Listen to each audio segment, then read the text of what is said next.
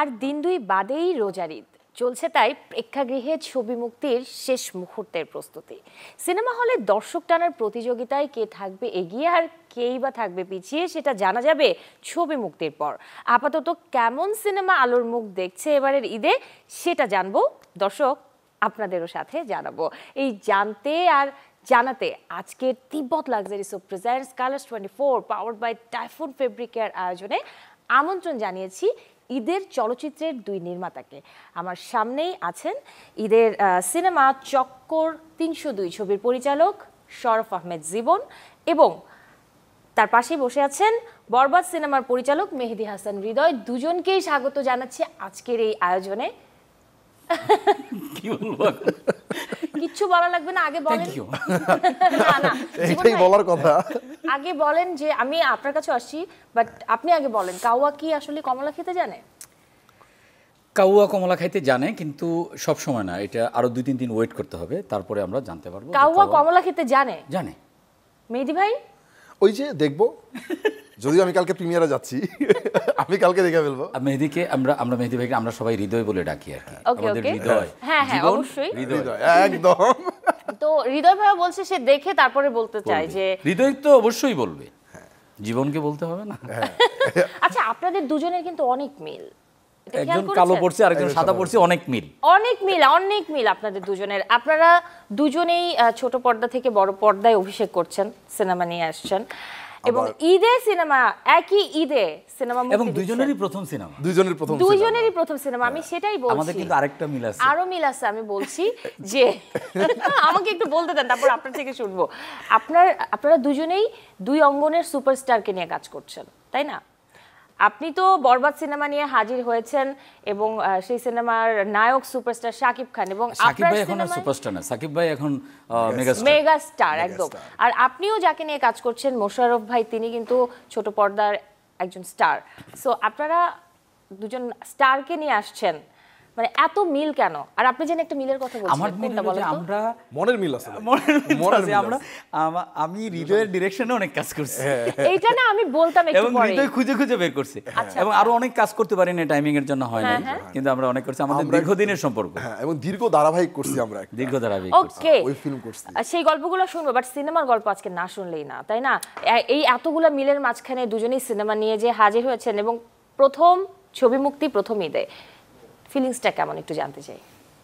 হৃদয় বলেন। একটু মনে হয় একটু নার্ভাস, অনেক বড় একটা চাপ নিয়ে ফেলছি। অডিয়েন্স, এটাই বলতে যাচ্ছিলাম যে 2 দিন পরে ঈদ, কিন্তু হ্যাঁ, তো মানে ঘুম কি হচ্ছে রাতে? হ্যাঁ, ঘুম একটু কম হচ্ছে। আমার যেটা হচ্ছে কি, যে পরীক্ষার আগে রাতে যেরকম হয় না, যে ঠিক আছে কালকে পরীক্ষা দিতে যাব, আজকে ভালো করে ঘুমাইতে হবে, কিন্তু যখন বিছানায় শুয়ে পড়ে তখন আর ঘুম আসে না, মনে হয় যে যা পড়লাম সব মনে হয় ভুলে গেছি, যে কি লিখবো। এবং রাতে যে নাইটমেয়ার গুলো হয় এরকম, যে আমি লিখতেছি কলমে আর লিখে ওঠে না, কালি নেই, এইরকম টাইপের হচ্ছে আর কি। আমার মনে হয় এটা সবারই নাইটমেয়ারে পড়ে গিয়েছে। স্যার হৃদয় ভাই কি বলবে? না, আর কি বলার আছে, একদম যা সত্যি তাই বলছে। মানে দুইজনের একই পরিস্থিতি যাচ্ছে আর কি, একদম তোমার যে অবস্থা আমারও তাই অবস্থা, এমন একটা বিষয়। এটা আমার কাছে মনে হয় কি, যে প্রথম বানাচ্ছি এর জন্য না, মনে হয় আপনি যখন জীবন ভাই 10 নাম্বার সিনেমা বানাতে যাবেন, তখন আমার কাছে মনে হয় আপনার এই ফিলিংস। এক্স্যাক্টলি, আপনি যে কথাটা বলছেন আমি আপনার সাথে একমত, এটাই আমি বলতে চাচ্ছিলাম। আমার প্রতিটা কাজই মনে হয় এটাই আমার লাস্ট কাজ, সো আমি আর পরে আর সুযোগ নাও পাইতে পারি, আমি আর কাজ নাও করতে পারি। সো আমার same feeling, same excitement, same nervousness কাজ করে। দুজনের কাছে আমি একটা বিষয় জানতে চাই, একটা প্রশ্ন রাখতে চাই, সেটা হচ্ছে যে এই সিনেমার ঈদের সিনেমায় আপনারা কোনটাকে এগিয়ে রাখবেন? চক্কর ৩০২ নাকি বরবাদ? এর বাইরেও কিন্তু আরো সিনেমা আছে, দাগি আছে, জিন 3 আছে, জঙ্গলি আছে, অন্তরাত্মা আছে। আচ্ছা, এটা আমি উত্তরটা আমি দিয়ে দিই। হ্যাঁ প্লিজ ভাই, প্লিজ। আমাদের আপনি আপনারটা দেন, হৃদয় ভাইটা দিবেন। আচ্ছা, হৃদয়টা দেন। ওকে। মানে বরবাদ এবং চক্কর ৩০২ একদম ডিফারেন্ট ঘরানার ছবি, ওকে, ডিফারেন্ট বাজেটের ছবি, ডিফারেন্ট অ্যাঙ্গেলের ছবি, এবং ডিফারেন্ট পার্সপেক্টিভের ছবি। সো কখনোই আপনি এইটা একই সাথে বসে আমরা একটা কম্প্যারিজনে যেতে পারবো না, এটা কখনোই হবে না। এটা এখন দেখেন, শাকিব ভাই হি ইজ এ মেগাস্টার, এবং তার মানে he has a particular audience, right? Mosharraf ভাই তার ঘরানার একটা পার্টিকুলার অডিয়েন্স আছে, আবার এই অডিয়েন্সের একটা কানেকশনও আছে। কানেকশন কি? মোশাররফ ভাইয়ের ম্যাক্সিমাম অডিয়েন্স হলো একটু সহজ সরল সাধারণ গ্রামের মানুষ যারা এন্টারটেইন হইতে পছন্দ করে। সাকিব ভাইয়ের যে অডিয়েন্স, যেটা আমার অ্যানালাইসিসে আমরা বের করছি, যে এই মানুষগুলো এন্টারটেইন হতে চায়। আমি ছবিতে গেলাম 2 ঘন্টা 3 ঘন্টা দেখলাম, এনজয় করলাম, শীষ বাজালাম, গান দেখলাম, নাচ দেখলাম, এনজয় করলাম এবং রিল্যাক্স বেরিয়ে গেলাম। সো কম্পেয়ারটা করা ইটস ডিফিকাল্ট, বাট আমার পার্সোনাল অপিনিয়ন হলো যেহেতু ওইটার ভলিউমটা একটু বড় and Shakib is there, so আমি না শুধু অডিয়েন্স অ্যান্ড সবাই বরবাদকে এগিয়ে রাখবে এবং কনগ্রাচুলেশনস হৃদয়। সো আপনি আপনার মতো করে এগিয়ে যান, আমরা আপনার সাথে আছি। থ্যাংক ইউ ভাই, দারুণ দারুণ। মানে আপনি বলতে চাচ্ছেন সহজ কথায় যে বরবাদ সিনেমাটা এগিয়েই থাকবে, কিন্তু বরবাদ, চক্কর 302 দুটো সিনেমাতেই দর্শক ফুল বিনোদন পাবে। অফকোর্স পাবে। আচ্ছা, বাকি সিনেমাগুলোর অবস্থা? বাকিটার বিষয়টা হলো কি, বাকি সিনেমা কারা আছে, নতুন যোগ হয়েছে অন্তরাত্মা, এটাও সাকিব ভাইয়ের। এইখানে একটা একই স্টারের 2টা ছবি একই সাথে আসা, ক্যাম্পেইন হল, যে আপনারা তো জানেনই, যেটা আমরা একটু আগেও বলছিলাম আমাদের হল সংখ্যা এত কম। বাকি যে সিনেমাগুলো আছে, জঙ্গলি আছে, দাগি আছে, জিন 3 আছে, এক একটার স্টোরি এক এক রকম, আমাদের অডিয়েন্সের টেস্টও এক এক রকম। সো সব ছবিগুলোই আসলে ভালো যাবে। আপনি যদি আমি যদি আপনি যদি পার্টিকুলারলি বলেন, সিএমের একটা অডিয়েন্স আছে, নিশুবার একটা অডিয়েন্স আছে, জিন 3-র আরেকটা অডিয়েন্স আছে, বিকজ আমরা আগে যে 2টা ছবি দেখলাম, এই 2টা ছবিতে কিন্তু আপনি সেটা ফান করে হোক বা যেভাবেই হোক একটা অডিয়েন্স কিন্তু হয়েছে, দ্যাটস ওয়াই আপনার জিন 3 পর্যন্ত হচ্ছে। হ্যাঁ, তাই তো। আর জীবন ভাই যেটা বলছে আমি আসলে একমত। আপনি দেখেন চক্কর 302 এর সাথে কিন্তু বরবাদের কোনো মিল নাই। ওইটা একটা আলাদা একটা সিনেমা, ওইটার অডিয়েন্স আছে একরকম, আমারটা একটা কমার্শিয়াল সিনেমা, এইটার অডিয়েন্স আছে একরকম। তো আমার কাছে মনে হয় যে সবাই সব টেস্টটা নেক, এবং সবাই সব টেস্টটা নিলে হবে কি, আমাদের যে যতগুলো সিনেমা আছে, সিনেমা ইন্ডাস্ট্রিটা আগায় যাবে। সো আমার মনে হয় হোপফুলি সবাই সব সিনেমাই দেখবে, দর্শক সিনেমা হলে আসুক, এটাই চাওয়া। আমি একটু জানতে চাই যে, আমি জাস্ট এটার সাথে একটু অ্যাড করি, আপনি জানতে চাওয়া পর্যন্ত রাখেন প্লিজ। আমার মনে হয় যে ডিরেক্টর হিসেবে, প্রডিউসার হিসেবে আমরা লাকি না, লাকি আমরা জানি না, কিন্তু অডিয়েন্স হিসেবে আমরা খুব লাকি, কারণ আমরা একই সাথে 6টা সিনেমা পাচ্ছি, একই দিয়ে 6 ধরনের গল্প নিয়ে। আমরা সত্যি 6 ধরনের, হ্যাঁ, তো 6 ধরনের গল্প পাচ্ছি, এবং অডিয়েন্স হিসেবে আমরা উই শুড সে যে আমরা আসলে লাকি, এবং যারা সিনেমা প্রেমী তারা কিন্তু এই টেস্টটা নিবে, আমি 100% শিওর। একদমই তাই। আচ্ছা, চক্কর 302 সিনেমাটা তো অনেক আগে থেকেই মানে মুক্তির জন্য উপযুক্ত ছিল।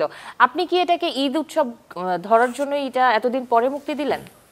আমার মনে ফিউ মান্থ ব্যাক আমরা এখানেই বসছিলাম, এখানেই বসে গল্প করছিলাম যে আমার ছবিটা রেডি, কিন্তু আমার রাইট টাইম পাচ্ছি না, রাইট টাইমটা আসলে পাচ্ছি না। আমার ছবিটা যে ঈদেই মুক্তি দেবো এরকমটা না, আমার একটা টার্গেট ছিল, যেহেতু গত কয়েক বছর ধরে আমাদের একটা ট্রেডিশন চালু হয়ে গেছে যে ফেস্টিভ্যালগুলোতেই অডিয়েন্স আমরা একটু পাই। সো আমার এটা আসলে আমার আসলে অনেক টাকা পয়সা আর্ন হোক ওই চিন্তাটা না, মানে ওই চিন্তাটা মুখ্য না, চিন্তাটা তো আছে দর্শক যেন বেশি দেখে, দর্শক যাতে বেশি দেখে, যে আমার যে থিঙ্কিংটা, আমার যে ভাবনাটা, এটা যদি আমি দর্শকের কাছে নাই নিয়ে যেতে পারি, তাহলে আমার এই লাইনে কাজ করে লাভ কি? বাহ, দারুণ। দিন শেষে ডিরেক্টর আসলে এটাই চায়। আচ্ছা, হল মালিকদের দিকে যদি তাকাই, তারা কিন্তু আপাত দৃষ্টিতে বরবাদ সিনেমাকেই এগিয়ে রাখছে, তারপরেও আপনার কি জায়গা থেকে কোনো চাপ কি ফিল হচ্ছে? না, এরকম চাপ তো ফিল হচ্ছে না। ওকে, তাহলে জীবন ভাইয়ের কাছে যদি জানতে চাই যে মানে হল মালিকদের কাছ থেকে রেসপন্স কেমন পাচ্ছেন চক্কর 302 নিয়ে? দেখেন, আমার হল মালিক হচ্ছে 3 জন, কারণ আমি শুরুতে আমার আগে থেকেই প্ল্যান ছিল, আমি যদি ফেস্টিভ্যাল ছাড়াও দিতাম, অসংখ্য হল থাকতো, তখনও কিন্তু আমি মাল্টিপ্লেক্সে আগে রিলিজ করতাম। সো আমার এই চাপটা কম।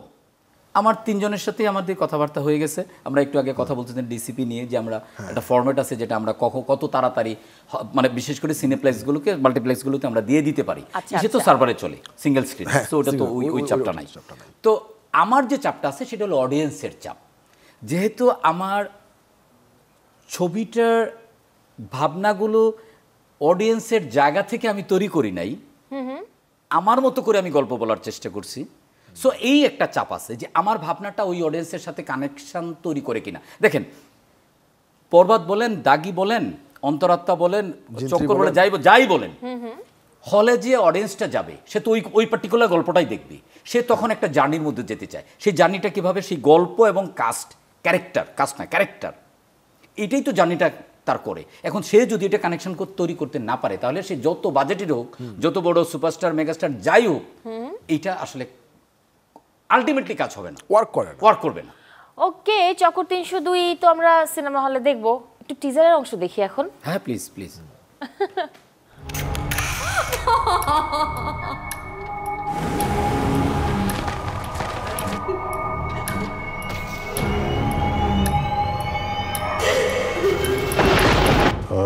মনির সাহেব। Yes sir.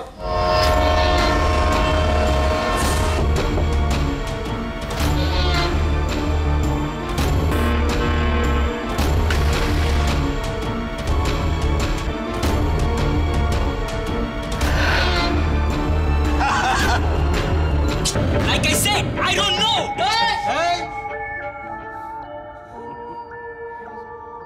এটা আমেরিকার ফিল পেতেছে, কি সুন্দর ইংলিশ বলে ছেলেটা। Long breath, take long breath. Good, very good. তোর মতন প্রত্যেকটা মালাই সেই কয়, জানি না, কেউ বলতে চায় না। হৃদয় ভাই কেমন লাগলো ট্রেলারটা? চক্করে পড়ে গেছি সত্যি, জীবন ভাই একদম একটা চক্করের মধ্যেই ছিলাম। বানায় বলতেছে সিরিয়াসলি আমি কিন্তু ওইদিকে তাকাচ্ছিলাম। হেডলাইনও আর হয়ে যাওয়ার মতো চক্কর ৩০২ দেখে বরবাদের পরিচালক চক্করে পড়ে গেছে। আমি ওইদিকে তাকাচ্ছিলাম, উনি তো এদিকে চলতেছে, আপনি এদিকে, আপনি তো এদিকে আর এদিকেই তাকাবেন, অন্য দিকে তো তাকানো, আমার দিকে তাকানোর তো সুযোগ নাই। শেষ হওয়ার পরেও বরবাদের ট্রেজারটা দেখতে চাই প্লিজ।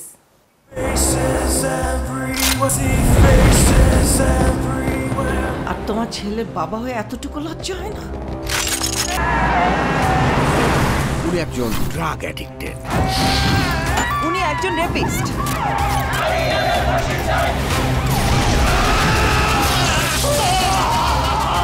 আপনার ছেলে একটা জানোয়ার।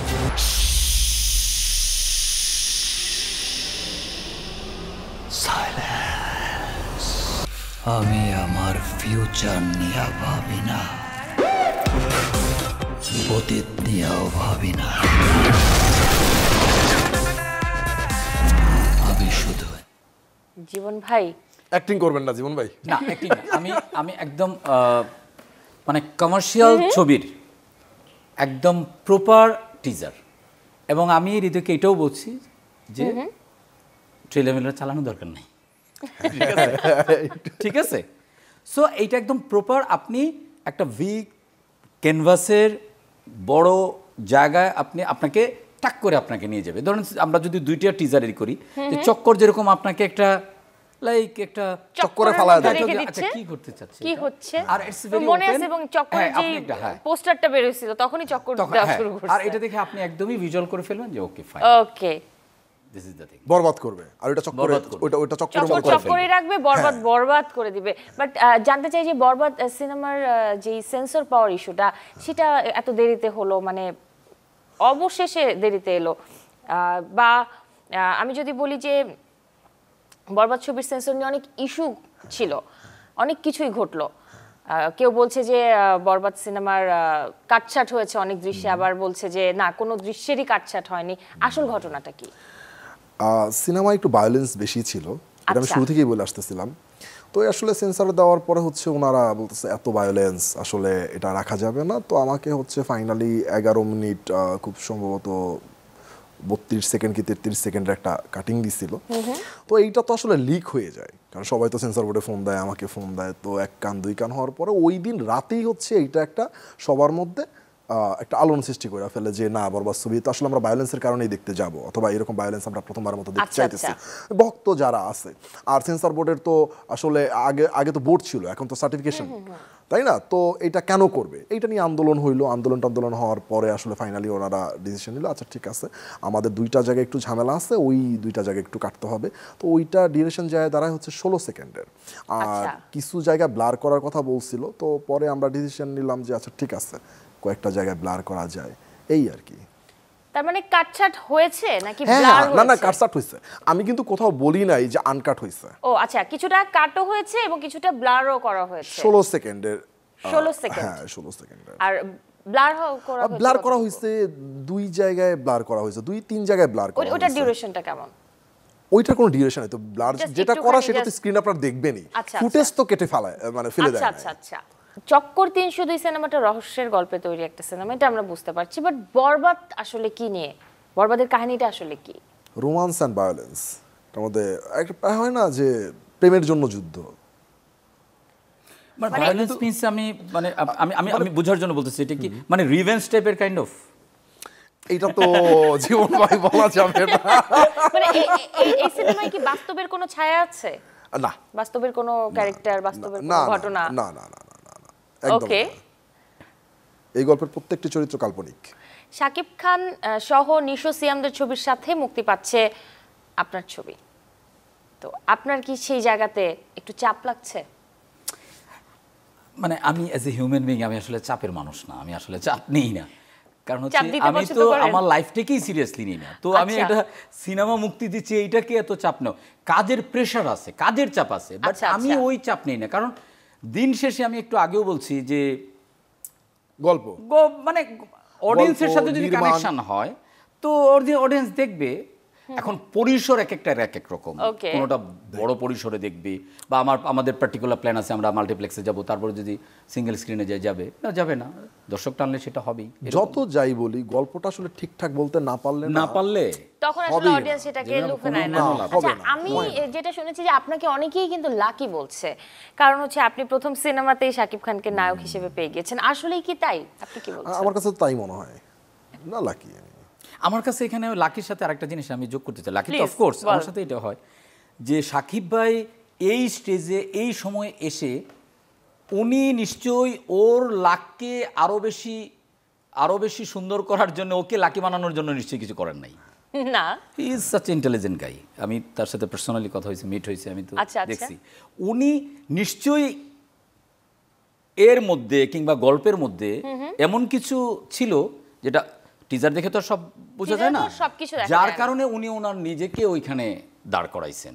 সো ও যদিও বলে লাকি বিনয়ের সাথে, আমি বলবো যে সিচুয়েশনটাই এরকম ছিল। সিচুয়েশনটা তাকে এই পরিস্থিতি Exactly. তৈরি করে দিয়েছে। মানে Lucky সাকিব একটা ভাইকে আপনি situation এখন পেয়ে টাকা দিয়ে গিয়েছে কনভিন্স সে। করতে পারবেন না, রিকোয়েস্ট করে কনভিন্স করতে পারবেন না।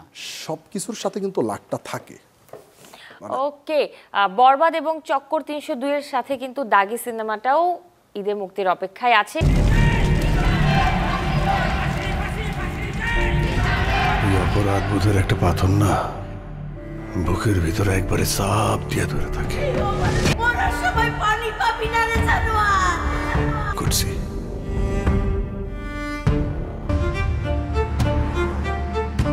হঠাৎ সাইডা দিল। যে আব্বা আমি পালে আসি না সত্যি। আইনের শাস্তি ভোগ করছে সে, কিন্তু সমাজের হিসাব বাকি আছে। আমি চাই না একজন দাগির পরিচয়ে পরিচিত হোক।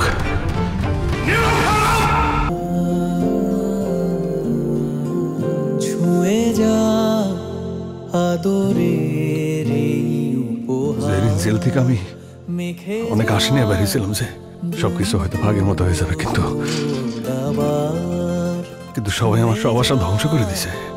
আদরের এই উপহার তুই চলে যা। আমি মার্ডার কেসের আসামি ছিলাম। লেকিন হাম নেই ভুলে, এখন পলিটিক্স করি, খেলা হবে। শোন, गद्दारी अमित जिंदगी में माफ करे ना। जान का बदला जान, एक इलाज भी तू।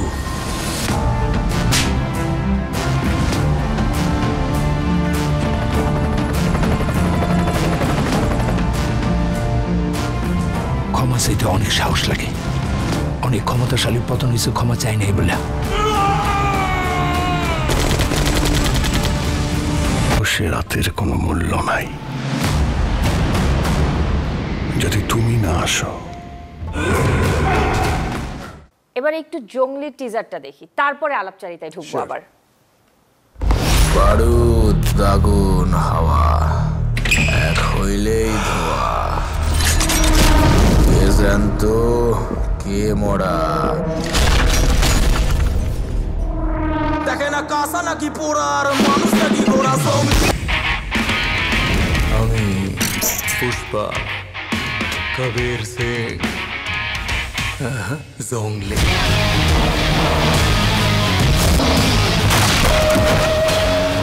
কিন্তু সবার জন্য না। জানো, তোমাকে না আমার খুব ভালো লাগে। তুমিও আমাকে তাড়িয়ে দিবে না তো জঙ্গলি?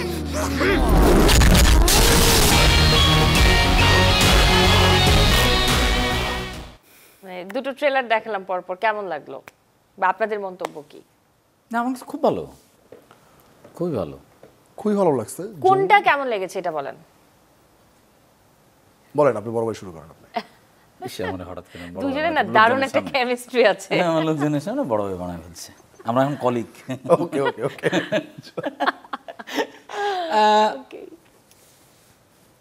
দাগি যেটা, দাগি ট্রেলারে যেটা হলো, নিশো ভাই তো মানে আমরা যদি নাটকের, যেহেতু আমরা নাটক বিজ্ঞাপনের লোক, ছোট মিডিয়ার লোক আমরা, সো ওই জায়গা থেকে নিশো ভাই হচ্ছে নাটকের ভার্সেটাইল অ্যাক্টর। সো এটা কোনো ডাউটই নেই তার অ্যাক্টিং ক্যাপাবিলিটি নিয়ে। ওকে, খুব হ্যান্ডসাম, গুড লুকিং। এটা যেটা হচ্ছে যে গল্পটা আমরা একটু আঁচ করতে পারি আর কি, যে ডায়লগস অ্যান্ড জিনিসগুলো দিয়ে যে এই দিকে যাচ্ছে, এটা তো বোঝা যাচ্ছে যে একটা চরম গল্প আছে, সেই গল্পটা একটু মানে ছেড়ে যাওয়ার, না পাওয়ার একটা গল্প, একটা কষ্ট আমরা এটা পাচ্ছি, মানে ট্রেলার দেখে যতটুকু বোঝা যায় আর কি। তো এই যে এই ড্রামাটা আমার মনে হয় যে খুব মানুষকে ইমোশনাল করে তুলবে। এবং যে গানটা যখন আসলো তখন আমার চোখ ছলছল করে উঠছিল, হঠাৎ করে একটা এই যে মারামারি কাটাকাটির মধ্যে হঠাৎ করে একটা, এবং একটা প্রতিশোধের গল্প আছে, একটা রিভেঞ্জও আছে। হয়তো বা সে দেখা গেল যেরকম যে সে হয়তো যে কারণে সে জেলটা খাটছে, দাগি হয়েছে, সে আসলে অরিজিনাল দাগি নাও হইতে পারে। সো এরকম। আর জঙ্গলি, আর জঙ্গলিটা সিয়াম তো আমার খুব কাছের ভাই ব্রাদার। সো সিয়ামকে অনেক স্টাইলিশ লাগছে, এটাতে মনে হচ্ছে সিয়াম একটা ডিফারেন্ট জনরায় গিয়ে একটু তামিল একটা ফ্লেভার আছে, তামিল লুকের মধ্যে। মানে আপনি যদি মিলাইতে চান পৃথিবীর সমস্ত কিছুই আপনি কোন কোন জায়গায় মিলাইতে পারবেন। এটা আমি এই সিটে বসে আমি এটা বলবো না, ঠিক আছে, বরং আমি এটার কাউন্টার দিই। সো প্রতিটা মেকারই চায় তার মতো করে সে একটা ইন্ডিভিজুয়াল, তার মতো করে একটা ছবি বানায়। আচ্ছা, এই জায়গাতে কি হৃদয় ভাইয়া কোনো কিছু যোগ করবেন? হ্যাঁ, আমার কাছে মনে হয়েছে দাগি এই গল্পে একটা প্রেমের গল্প আছে, এই গল্পে একটা পরিবারের গল্প আছে, একটা নিঃশেষ হয়ে যাওয়া একটা ছেলের গল্প আছে, এরকম একটা গল্প আছে, মানে ধ্বংস হয়ে যাওয়া এরকম একটা গল্প আছে। আর জঙ্গলিরটা আমি আসলেই একমত, আমি এটা করছি, অনেক জায়গায় বলছি যে জঙ্গলির সিয়াম ভাই অদ্ভুত ভালো করছে। এইরকম সিয়াম ভাইকে আসলে আমি আর দেখি নাই এর আগে। এবং জঙ্গলিতে কিন্তু আরেকটা জিনিস আছে, একটা ইমোশনাল একটা ব্যাপার আছে, আমার কাছে মনে হচ্ছে এবং আপনি জঙ্গলির গল্প কিন্তু আপনি প্রেডিক্ট করতে পারবেন না, না, ঠিক আছে, এর জন্য কখনো শহর, কখনো গ্রাম, এটা কি এই লুঙ্গি পরা, হ্যাঁ, teaser should be like this, যে আপনাকে একটা ঘুরে ফেলে দিবে যে আসলে কি হচ্ছে, এইটা পরে দেখলেন সিনেমা হলে গিয়ে দেখলাম আরেকটা। সবকিছু মিলিয়ে কি মনে হচ্ছে, মানে আসলে এবারে এটা কেমন জমবে একটু বলেন তো? তিনটা টিজারই দেখার পরে মনে হয়েছে, দেখেন তিনটা তিন রকম, যেটা জীবন ভাই একদম শুরুতেই বললো। সো আমার কাছে মনে হয় এবার দর্শক সিনেমা হলে যায় আসলে, মানে এবার জম্পেশ একটা ঈদ হবে। হ্যাঁ, সিনেমা প্রেমীদের জন্য সেটা অবশ্যই হতেই হবে, এটা হতেই হবে। ওকে, ঈদের সিনেমা হলে তো অবশ্যই সিনেমা দেখতে যাবো আপনাদের, ইনশাল্লাহ দেখাও হয়ে যাবে। আজকের এই আয়োজনে আসার জন্য অসংখ্য ধন্যবাদ। আপনাদের ঈদ উৎসব ঘিরে যে দুটো সিনেমা নিয়ে আসছেন, আপনাদের দুজনের জন্য রইল শুভকামনা। দুটো সিনেমা দর্শক দেখুক, সাথে সবগুলো সিনেমাই যেন দর্শক দেখে। আমার চাওয়া কি যে চলচ্চিত্রের সাথে মানুষ থাকুক এবং সিনেমা হলে দর্শক আসুক, তাই না? শেষ করব আয়োজন, বাট দর্শকদের যদি কিছু বলার থাকে বলুন। দর্শক, এইবার ঈদে অনেক ভিন্ন ভিন্ন গল্প, আলাদা আলাদা জনরার গল্প আসছে। আপনারা প্রত্যেকটা সিনেমা দেখবেন, প্রত্যেকটা সিনেমাকে সাপোর্ট করবেন, বাংলা ফিল্মের সাথে থাকবেন। আপনারা বাংলা ফিল্মের সাথে থাকলে ফিল্ম অনেক এগিয়ে যাবে।